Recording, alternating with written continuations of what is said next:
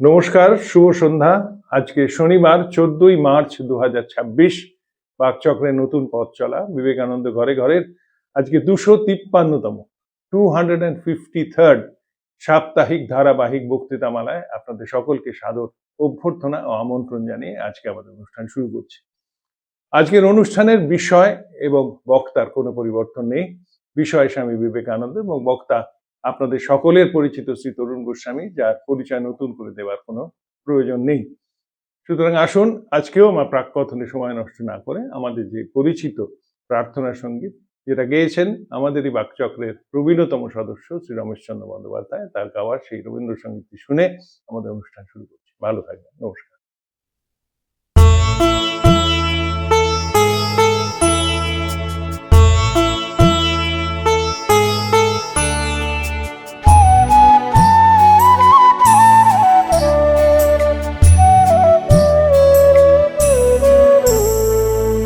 তোমারে করিয়াছি জীবনের ধ্রুবতারা, এ সমুদ্রে আরো কবু হব না গো পথোয়ারা।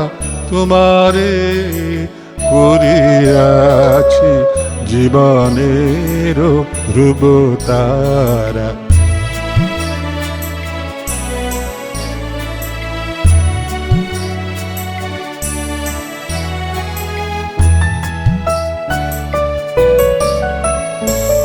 যেথায় আমি যাই না গো তুমি প্রকাশিত থাকো, যেথায় আমি যাই না গো তুমি প্রকাশিত থাকো।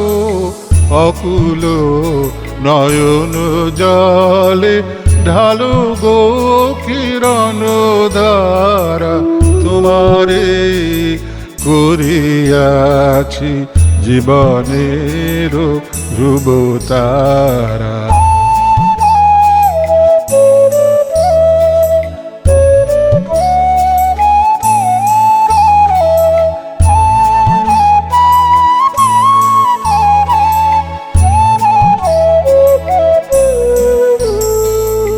তব মুখ সদা মনে জাগিতেছে সঙ্গপানে, তিলেকো অন্তর হলে নাহিরি কুল কিনারা।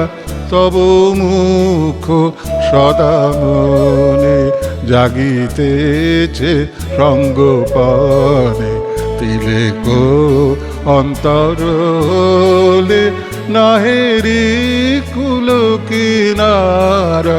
কখনো বিপথে যদি ভ্রমিতে চায় হৃদি, কখনো বিপথে যদি ভ্রমিতে চায় হৃদি, অমনীয় মুখ হেরি শরমে যে হয় সারা। তোমারে করিয়াছি জীবনের ধ্রুবতারা, এ সমুদ্রে আরো কবু হব না গো পথোয়ারা। তোমারে করিয়াছি জীবনের ধ্রুবতারা।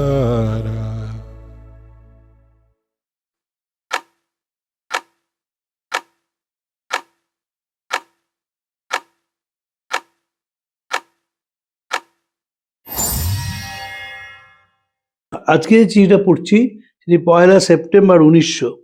এই যখন তারিখগুলো দেখি তখন মনে হয় আমাদের বাকচক্রের বিবেকানন্দের চিঠি পড়ার দিন শেষ হয়ে আসছে। 1 সেপ্টেম্বর 1900, ডিসেম্বর মাসে ভারতবর্ষে ফিরবেন। দেশে থেকে স্বামীজির চিঠির সংখ্যা কমবে। 1901-এ আরও কম চিঠি, 2-এ আরও কম চিঠি, স্বামীজি চলেই যাবেন।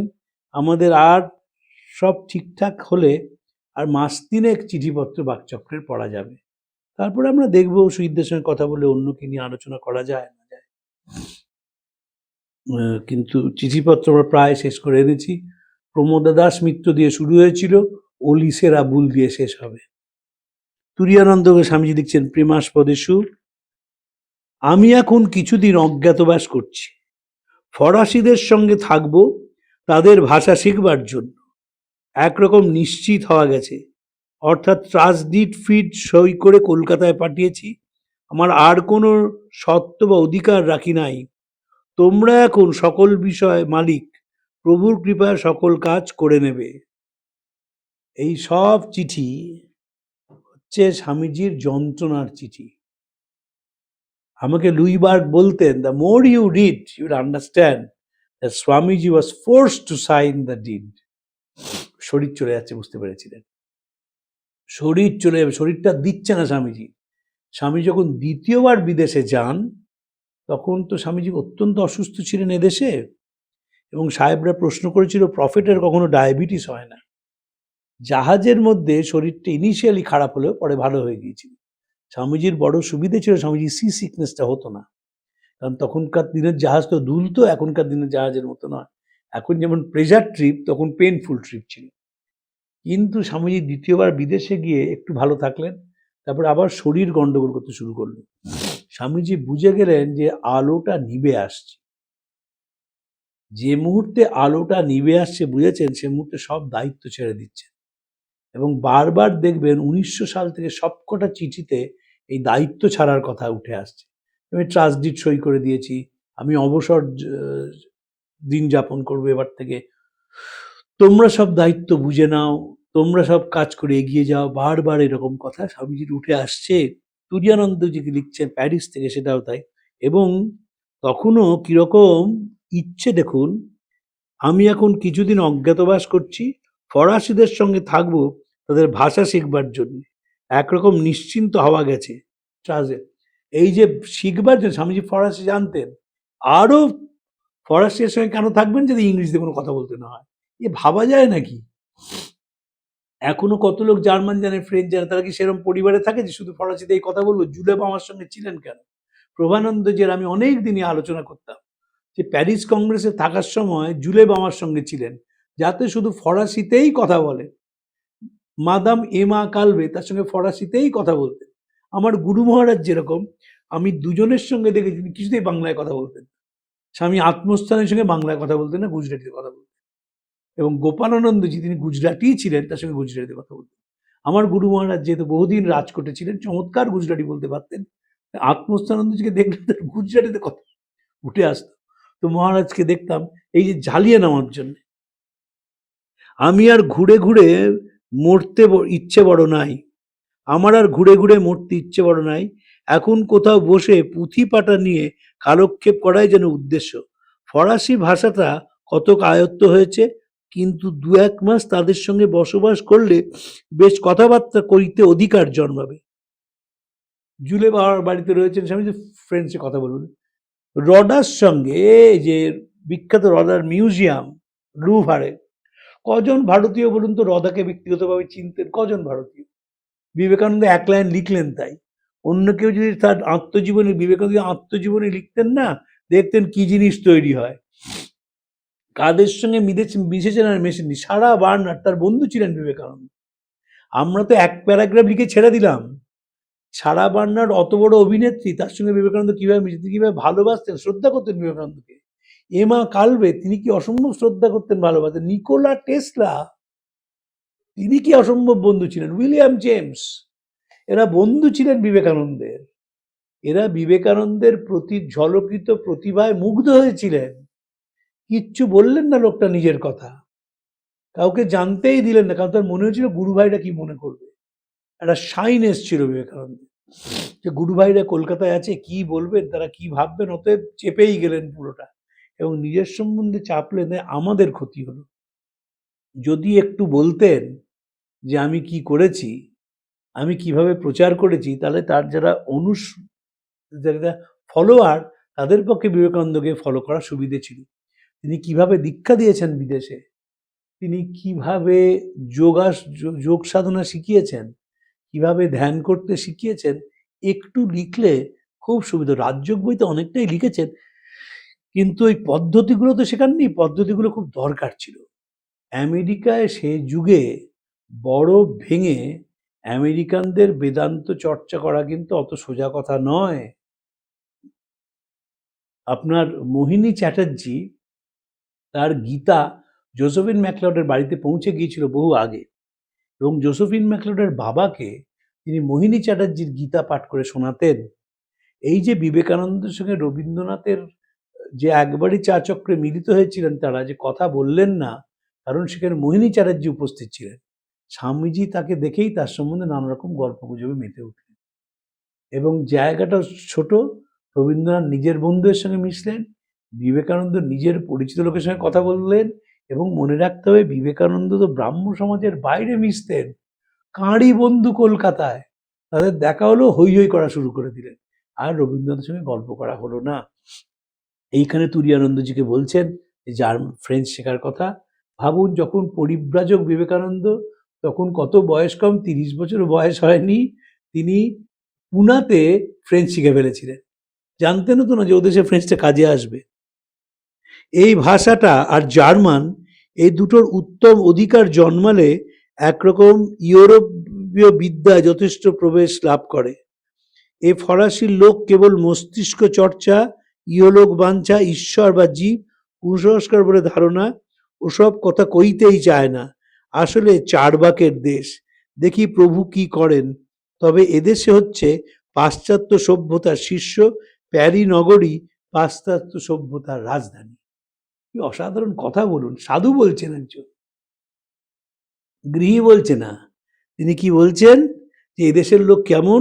এ ফরাসীয় লোক কেবল মস্তিষ্ক চর্চা, intellectual gymnastics or exercise as you put it, ইহলোক বাঞ্ছা, ঈশ্বর বা জীব, কুসংস্কার বলে দৃঢ় ধারণা, ওসব কথা কইতেই চায় না। ঈশ্বরের কথা বলে না কুসংস্কারের কথা বলে।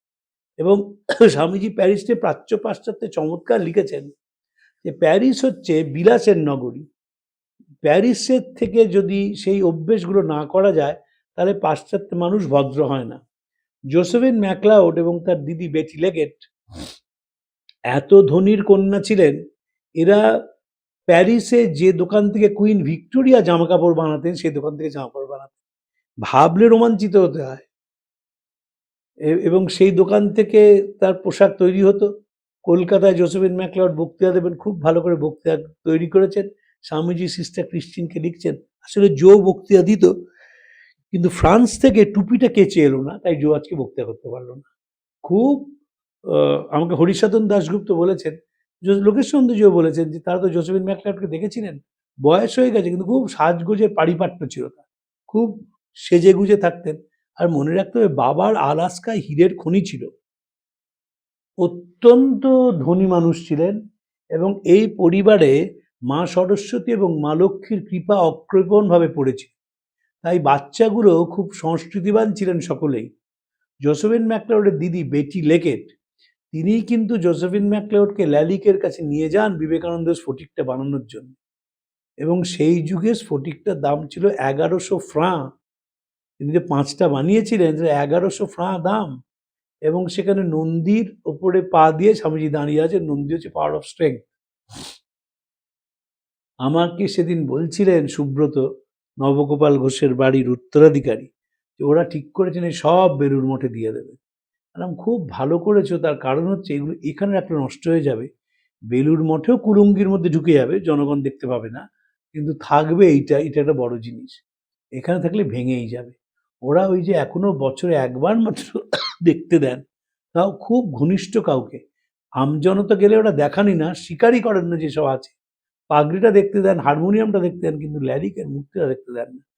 এতদিন হয়ে গেল তো, প্রত্যেক জিনিসের ন্যাচারাল ওয়্যার অ্যান্ড টিয়ার আছে, এবং ওটা যদি ওই গ্লাস কেসের মধ্যে না রাখেন, অত্যুৎসাহী বাঙালি বিবেকানন্দের পায়েতে প্রণাম করতে গিয়ে জিনিসটাকে ভেঙে ফেলবে। স্বামীজি সেখানে বলছেন যে জার্মান, যে প্যারিসের লোকে, এবং প্যারিস স্বামীজি বারবার বলছেন প্যারিস হচ্ছে সভ্যতার নগরী, পাশ্চাত্য সভ্যতার শীর্ষ, প্যারি নগরী পাশ্চাত্য সভ্যতার রাজধানী।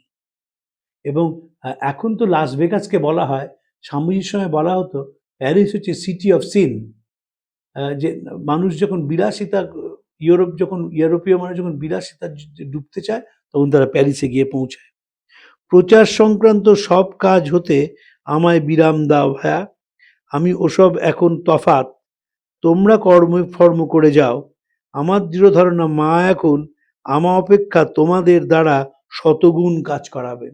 এই গুটিয়ে দিচ্ছেন উইথড্রয়াল সিমটম শুরু হয়ে গেছে যে আর কাজ করব না। কারণ স্বামীজিরা বড় কথা শিষ্যকে বলেছিলেন, বড় গাছ থাকলে যেমন ছোট গাছ বাড়তে পারে না, আমি থাকলে এরাও কোনো কাজ করতে পারে না, ভয় পেত। সব কিছু স্বামীজিকে একবার ছুঁয়ে নিতে হবে, এই ছোঁয়াতে গেলেই আর তখন কেউ কাজ করতে পারতো না, বর্ধিত শৈশব হয়ে যেত সকলের। স্বামীজি চলে যাওয়ার পর দেখব যে কিভাবে স্বামী ব্রহ্মানন্দজি এবং স্বামী শারদানন্দজি, শারদামা ছিলেন তো বটেই, নেতৃত্ব দিয়েছেন রামকৃষ্ণ মিশনকে, বন্যার সময় মহামারীর সময় কিভাবে তারা সেবা কাজ চালিয়ে গেছেন। আমি ব্রহ্মানন্দের চিঠিপত্র এখন পড়ছি, ইদানিংকালে ভাবছি যে স্বামীজি ছাড়া অন্তত শারদানন্দজি, ব্রহ্মানন্দজি, অখণ্ডানন্দজি, রামকৃষ্ণানন্দজি, এদের উপর বলতে শুরু করব। আমি তো কখনোই স্বামীজি ছাড়া কিছু বলিনি, কিন্তু স্বামীজির বলবো, কারণ এরাও সেবা কাজটাকে একইভাবে গ্রহণ করেছিলেন, সেটা দেখবার মতো। কালির এক পত্র অনেকদিন হলো পেয়েছিলাম, সে এতদিনে বোধহয় নিউ ইয়র্ক এসেছে, মিস ওয়ার্ল্ডোর মধ্যে মধ্যে মধ্যে মধ্যে খবর নেয়। আমার শরীর কখনো ভালো কখনো মন্দ আবার সেই মিসেস মিল্টনের হাত ঘষা চিকিৎসা।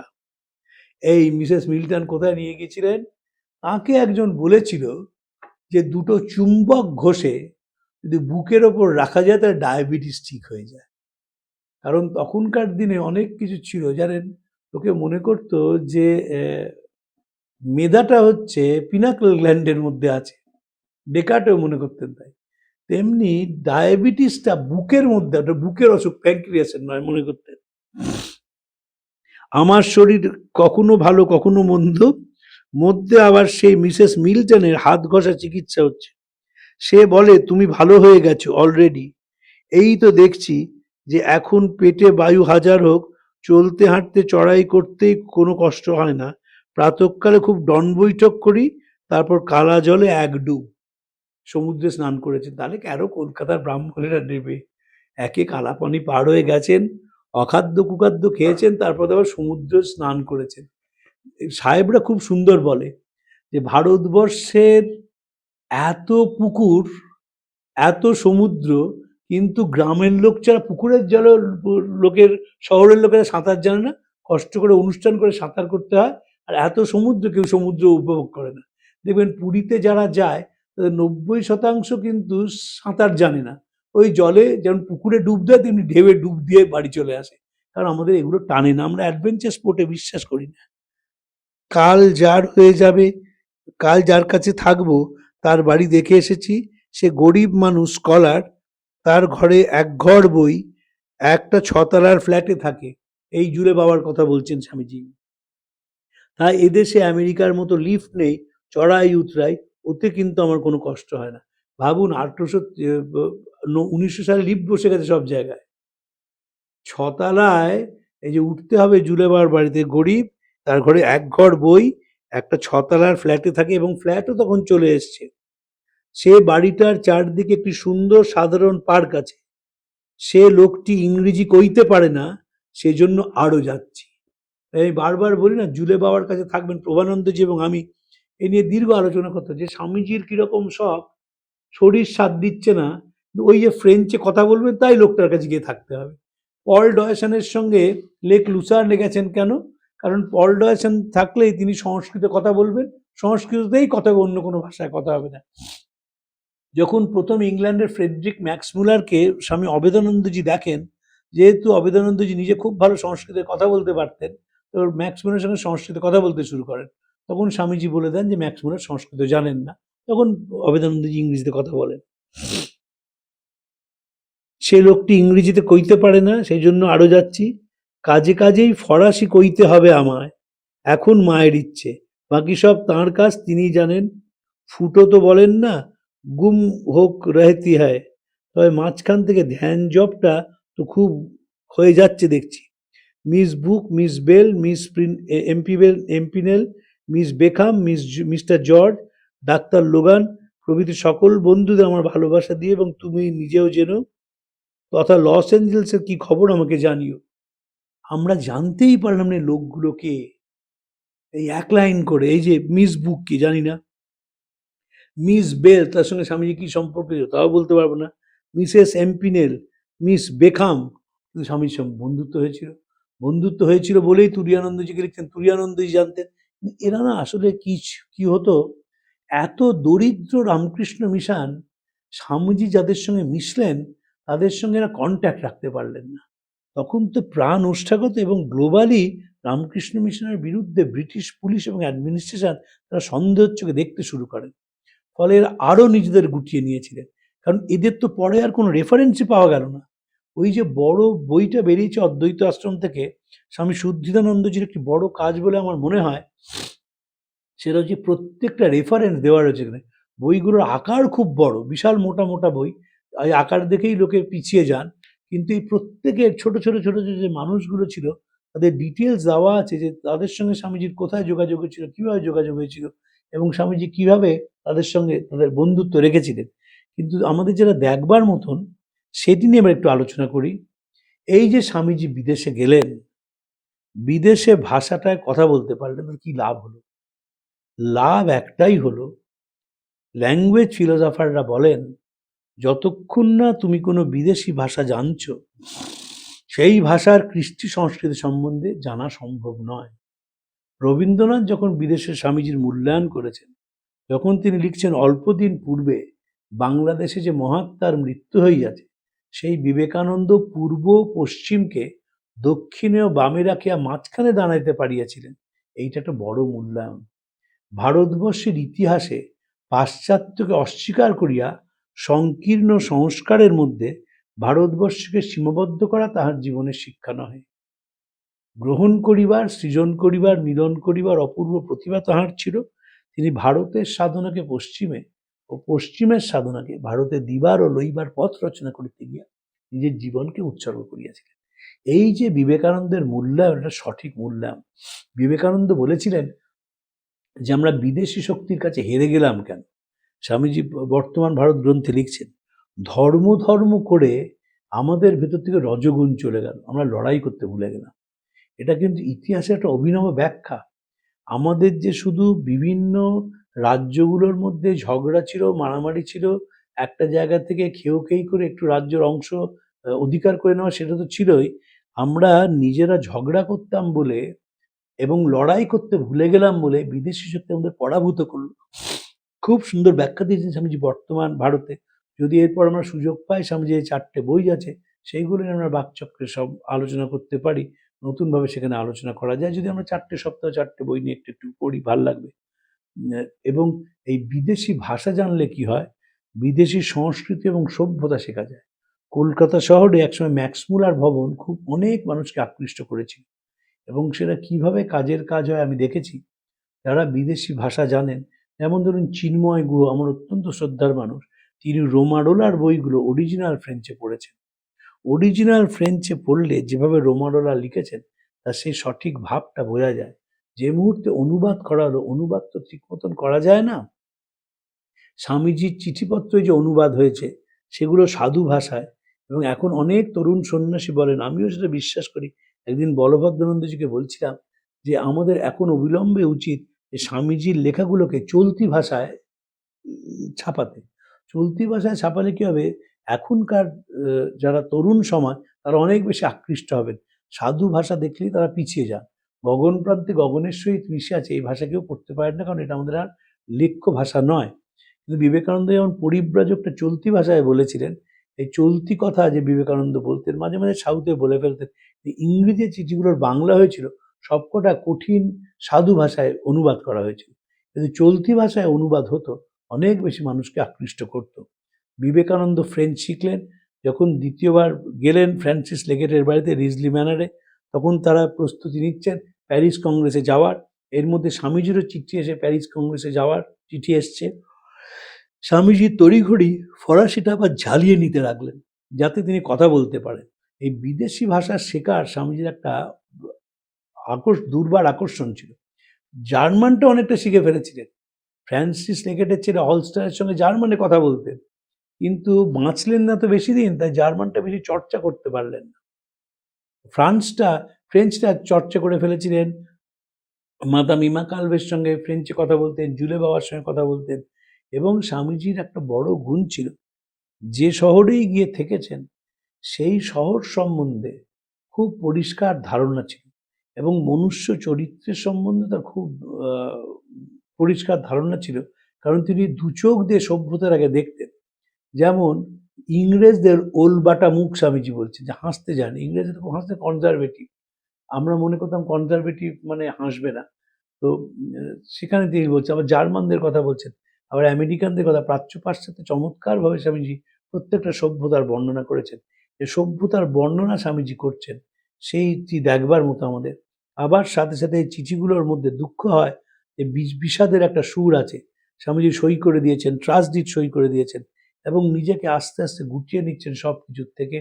স্বামীজি সেই চিঠি আমরা পড়েছি বাকচক্রে, জোসেফিন ম্যাকলাউডকে লেখা চিঠি আমেরিকা থেকে। যাই প্রভু যাই, তোমার স্নেহময়ী বক্ষে ধারণ করে আমার যে অস্পষ্ট অদ্ভুত অজ্ঞাত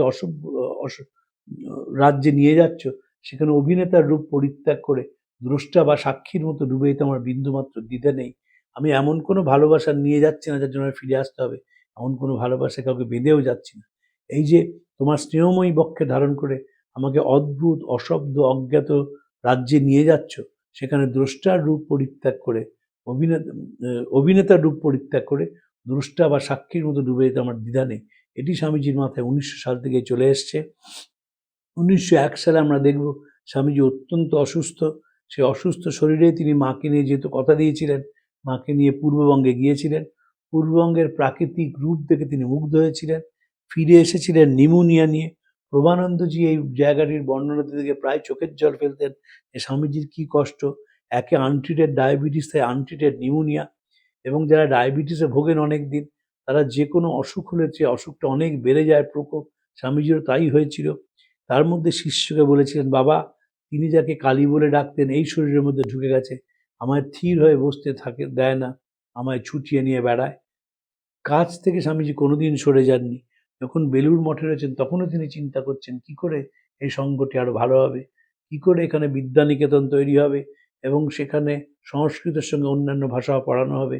স্বামীজি প্রথম ভারতীয়, তিনি বুঝেছিলেন যে পূব এবং পশ্চিমের মিলন খুব দরকার। রবীন্দ্রনাথ তার গোড়া যে চরিত্রটি লিখেছিলেন উপন্যাসে, সেই চরিত্রটি অনেকেই বলে নিবেদিতাকে দেখে লেখা। গোড়া আইরিশ ছিলেন, সাহেব ছিলেন, কিন্তু ভারতবর্ষের মাটির সঙ্গে মিলে মিশে একাকার হয়ে গিয়েছিলেন। শেষটা পাল্টেছিলেন রবীন্দ্রনাথ নিবেদিতার চাপে পড়ে। তিনি লিখলেন, গোড়া যদিও ভারতবর্ষের সঙ্গে মিশলো, কিন্তু ভারতবর্ষকে বুঝতে পারল না। নিবেদিতা চাপ দিয়েছিলেন, এবং দীনবন্ধু অ্যান্ড্রুসকে রবীন্দ্রনাথ লেখেন যে মার্গারেটের চাপে পড়েই আমার উপন্যাসের শেষটা পাল্টাতে হয়েছে। রবীন্দ্রনাথ নিজে যত দিন গেছে অনুভব করেছেন যে পূব পশ্চিমে আসল কথা। যখন তিনি জনগণ মন লিখেছেন, যে অংশটি আমরা গাই না, সেখানে পূব পশ্চিম চলে এসছে। অহরহ তব আহ্বান প্রচারিত, শুনি তব উদারবাণী, হিন্দু বৌদ্ধ শিখ জৈন পারসিক মুসলমান খ্রিস্টানি, পূর্ব পশ্চিম আসে তব সিংহাসন পাশে, প্রেমহার হয় গাঁথা। এই যে পূব পশ্চিমের মিলনের কথা বলছেন রবীন্দ্রনাথ, তা শুরু করেছিলেন বিবেকানন্দ। আসুক পাশ্চাত্য কিরণ, আসুক পাশ্চাত্য হাওয়া, যা তমগুণী তা রেখে লাভ কি, আর যে সত্যগুণী তার জয়কে আটকাবে। বিবেকানন্দের উদ্বোধনের প্রথম যে এডিশনটি বেরিয়েছে তার ভূমিকায় লিখেছিলেন, চাই উন্নতি তৃষ্ণা, চাই সম্মুখ প্রসারিত অনন্ত সম্মুখ প্রসারিত দৃষ্টি এবং হৃদয় হৃদয় সঞ্চারকারী রজগুণ। সেখানে তিনি পূব পশ্চিমের মিলনের কথা বলেছেন। পশ্চিম থেকে আসবে কারিগরি প্রযুক্তি, বিনিময়ে আমরা দেব আধ্যাত্মিকতা, এবং দুয়ের মিলনে যে সভ্যতা তৈরি হবে, সেই সভ্যতা অনেক দিন থাকবে। স্বামীজি বারবার বলছেন, ভারতবর্ষ পৃথিবীকে জয় করবে জড়ের শক্তিতে নয়, চৈতন্যের শক্তিতে, বিনাশের ধ্বংস পতাকা নিয়ে নয়, প্রেমের পতাকা নিয়ে। ভারতবর্ষ জাগবে, এই চৈতন্যের শক্তিতে জাগবে। প্যারিসের কথাও যখন বলেছেন তখন সেই চৈতন্যের কথা বলেছেন, শিক্ষা দীক্ষার কথা বলেছেন, তারা বুদ্ধির এবং মেধার প্রশংসা করেছেন। ভারতবর্ষের ক্ষেত্রেও ঠিক তাই। ভারতবর্ষের টুলো পণ্ডিত ঘরে বসে যে আধ্যাত্মিকতার প্রমাণ দিয়েছিলেন, যে উচ্চ চিন্তা করতে পেরেছিলেন, বিবেকানন্দ সেটিকে ছড়িয়ে দিতে চেয়েছিলেন মানুষের মধ্যে। এবং দুটি সভ্যতার মিলনে যে সভ্যতা তৈরি হবে, সেটি পৃথিবীর আগামী দিনের সভ্যতা। এখন অনেকেই বলেন যদি তৃতীয় বিশ্ব মহাযুদ্ধ হয় তাহলে প্রতিটি তৃতীয় মানুষের সঙ্গে যে দেখা হবে মানুষের, তিনি হবেন চাইনিজ, এবং প্রতিটি পঞ্চম মানুষ হবেন ভারতীয়, এবং ভারতীয় সভ্যতা এবং চাইনিজ সভ্যতা, দুটি প্রাচীন সভ্যতা, তারাই পৃথিবীতে ছড়িয়ে দেবে ভালোবাসার কথা, প্রেমের কথা, নিঃস্বার্থ ত্যাগের কথা, সকলের নিয়ে একসঙ্গে বাঁচার কথা। আজকে এই অবধি রইল, পরের দিন আরেকটি চিঠি নিয়ে আলোচনা করব। প্রাণারাম প্রাণারাম প্রাণারাম প্রাণারাম প্রাণারাম প্রাণারাম। কি যেন লুকানো নামে তাই মিষ্ট এত তব নাম প্রাণারাম প্রাণারাম।